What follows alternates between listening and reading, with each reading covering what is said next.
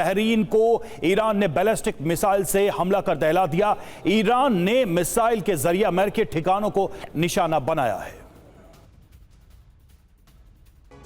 और बड़ी खबर, ईरान ने तुर्की को पहली बार टारगेट किया है। तुर्की के इसरिलिक के यूएस एयरबेस पर दागी गई है मिसाइलें।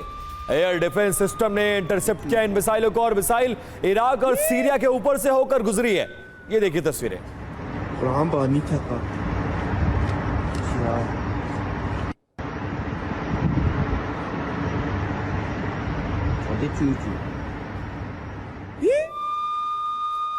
और ईरान ने तुर्की से कहा सैन्य जवाब जारी रहेगा। ईरान ने कहा जहां से हमला हुआ वहीं कार्रवाई की। तुर्की ने ईरान के राजदूत को तलब किया। विदेश मंत्री अरागची ने तुर्की के हकान फिदान से फोन पर बात की। और इस युद्ध के मध्य में इजराइल के पूर्व प्रधानमंत्री ने बहुत बड़ा दावा कर दिया है। नफ्ताली बेनेट ने तुर्की को नई सुरक्षा चुनौती बताया है। बेनेट ने कहा कि एर्दोआन इजराइल को घेरने की कोशिश कर रहे हैं। और अगली बड़ी खबर, आईडीएफ ने जारी किया हमले का नया वीडियो। हिजबुल्लाह के वेपन डिपो पर हमला किया है। हिजबुल्लाह का वेपन डिपो तबाह हो गया इस हमले में।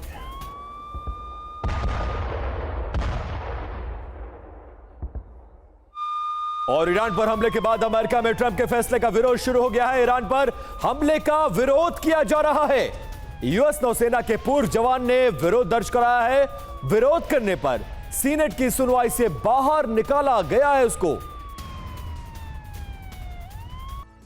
और ईरान युद्ध को लेकर नाटो देशों में बढ़ी दूरी। फ्रांस के राष्ट्रपति का बहुत बड़ा बयान। मैक्रो ने कहा कि यह हमला इंटरनेशनल लॉ के खिलाफ है। मैक्रो ने कहा कि मैं इसे समर्थन नहीं दे सकता हूं। और इस बीच जर्मनी ने भी अमेरिका को दी है नसीहत। जर्मनी ने कहा यह संघर्ष सैन्य ताकत से हल नहीं हो सकता। रक्षा मंत्री बोरिस पिस्टोरियस ने इसे अमेरिका का भ्रम बताया। पिस्टोरियस ने कहा कि एक तरफा सैन्य कार्रवाई समाधान नहीं है।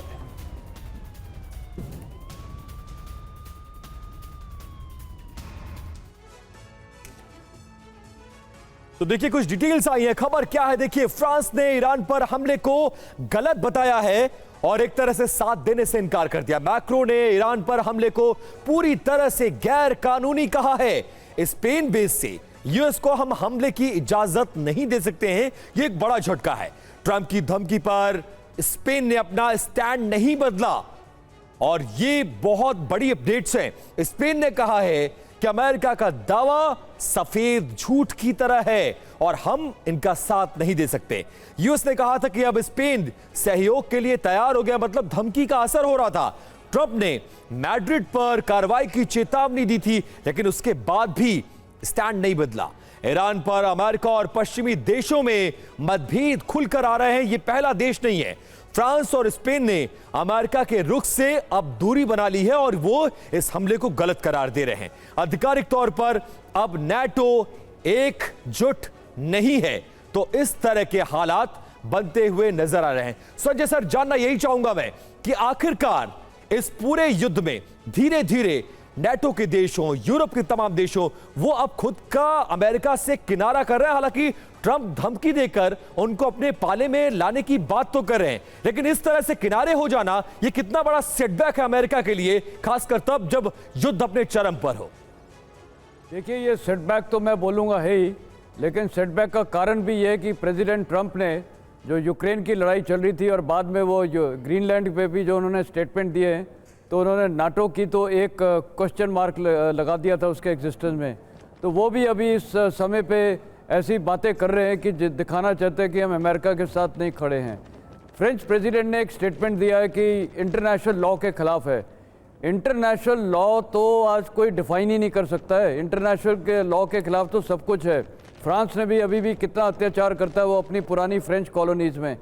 तो इंटरनेशनल लॉ चल क्या रहा है किसी को नहीं पता है। जिसकी मर्जी है, जिसके आप पावर है, कोई लॉ वॉ कुछ नहीं है। ये ईरान को भी देख लिए, इनका भी कौन सा इंटरनेशनल लॉ, इतने प्रॉक्सीज खड़े करके रखे हुए हैं। यूएस को देख लिए, कोई कंट्री इंटरनेशनल लॉ नहीं फॉलो कर रहा है। पाकिस्तान को देख लिए, वो अफगानिस्तान को जब चाहता है वो ठोकने लगता है। कौन सा इंटरनेशनल लॉ है? कोई रूल रेगुलेशन नहीं है। धर्म का भी एक बार बार सब एक एज अ वेपन प्रयोग करते हैं, लेकिन वो भी बिल्कुल गलत है। आप देख लिए, लाइव एग्जांपल है, पाकिस्तान कोई वो मुस्लिम उम्मा का बात करता है, अफगानिस्तान में ठोक रहा है। तो कहने का मतलब है ये सब ये suiting the requirements to your convenience पे बात होती है इंटरनेशनल लॉ की और ये धर्म की, जो मैं बोलूँगा रेडिकलाइजेशन को। तो मेरे को लगता है ये बाद में सब वापस भी हो जाते हैं, अलग भी हो जाते हैं। और आपने देखा यूरोप के अंदर भी आपस में भी उनके अलग अलग स्टेटमेंट्स निकलते रहते हैं। आप हंगरी को देख लिए, बीच में टर्की को देख लिए।